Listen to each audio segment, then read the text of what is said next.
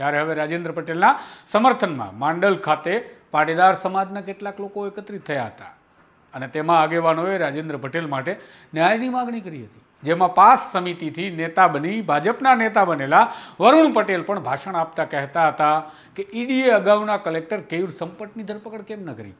ખરેખર તો તેમના કાર્યકાળમાં આ મેટરો ચાલી હતી.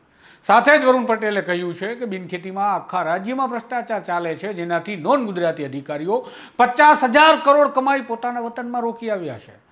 વરુણ પટેલ તો ત્યાં સુધી કહેતા હતા કે વર્ષ 2016માં કોંગ્રેસવાળા ન કમાઈ શકે માટે આ બિનખેતીના પાવર કલેક્ટરને સોંપી દેવામાં આવ્યા હતા. કદાચ આ બધું બોલતા વરુણ પટેલ ભૂલી ગયા છે કે તેઓ સત્તા પક્ષ ભાજપના જ નેતા છે, તેમની જ સરકારે આ નિર્ણય લીધા હતા અને તેમની જ સરકારમાં જ તેઓ કહી રહ્યા છે કે ભ્રષ્ટાચાર વ્યાપી ગયો છે રાજ્યભરમાં. પરંતુ અહીંયા સવાલ એ છે કે શું પાટીદાર સમાજના આગેવાન તરીકે ભ્રષ્ટાચારના મામલે અધિકારીઓનો બચાવ કરવો યોગ્ય છે ખરો?